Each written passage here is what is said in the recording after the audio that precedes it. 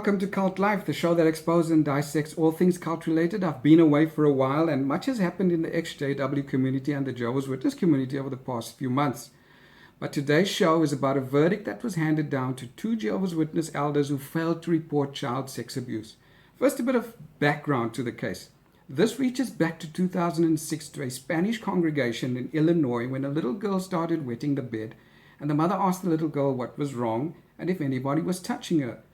The girl then said, yes, it was her father. The mother, who was not very fluent in English, approached the elders in her congregation, who were Michael Pencaver and Alfonso Maeka, who is now deceased. These two elders then met with the girl's father, who was the abuser.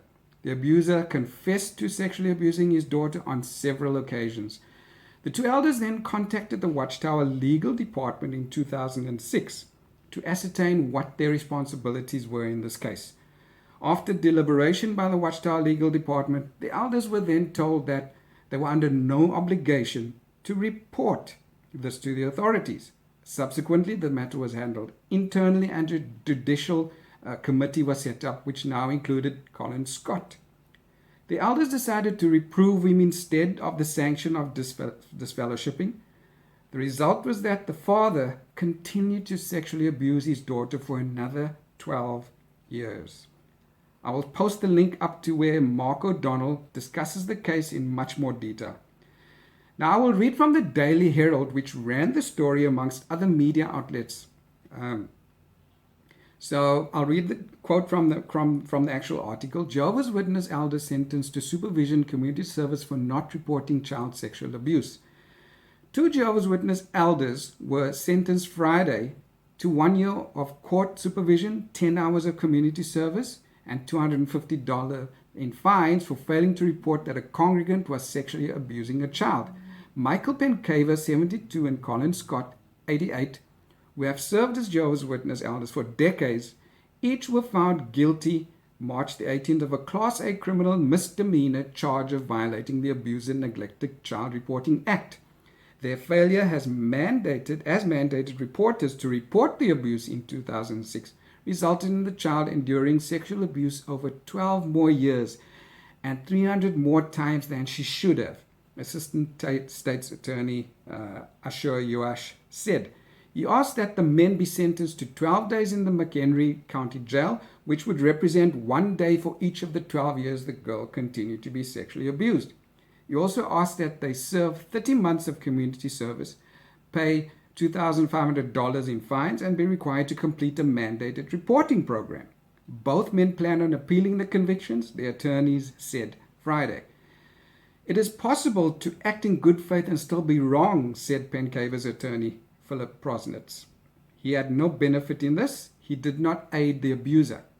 Scott's attorney, Terry Eckel, also said it is pure speculation to say that even if elders reported the abuse when the girl was 6 years old, that it would have stopped. He said the mother also knew she was being abused and did not stop it or report it. Pencaver previously wrote as a freelance columnist for the Northwest Herald. He said being a member of the Jehovah's Witnesses and following the faith has taught him how to love and respect and has led him on a path of being a good member of society.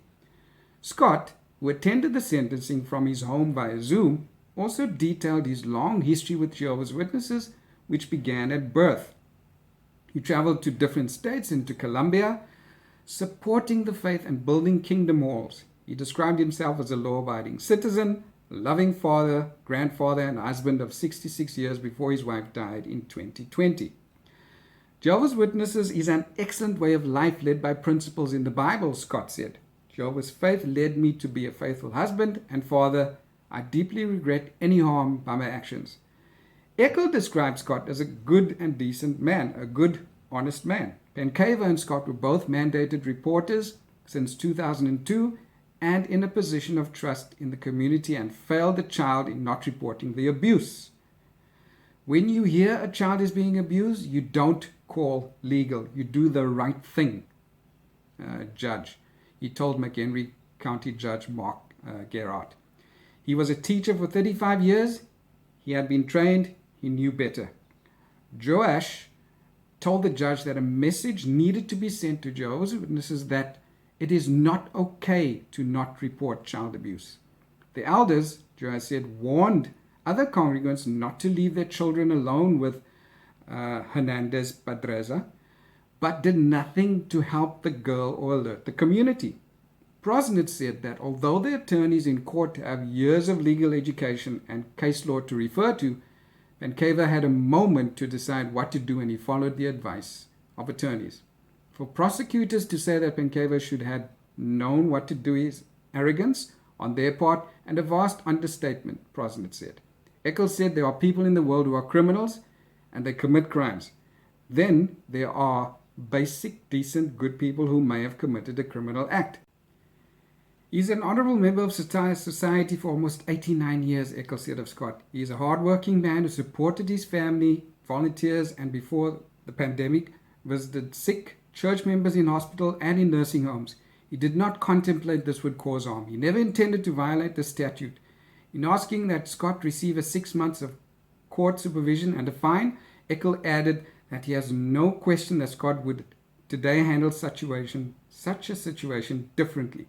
He noted his age and health as a factor in not being sent to jail and says Scott became part of the judicial committee after the decision was made by Pencaven not to report the abuse.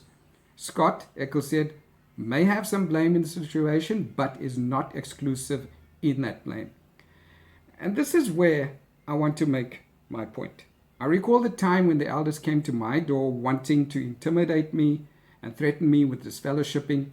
I told them that if they go ahead and make the announcement from the platform, I will sue them for libel in their personal capacity. And I said that they will find something very interesting in that instance. The Watchtower will not back them up. If that happens, they will be left to fight it on their own. And in this case, the elders left the thinking once again to the organization. They left a moral obligation to be decided by somebody else. They left it to the Watchtower. Ultimately, they pay the price for the undue influence exerted over them. In the end, children suffer because it is better to protect the reputation of the organization than protecting the little children from abuse. And I'll leave you with this. If we don't teach people how to think, we will forever follow those telling us what to think. Until next time, bye for now.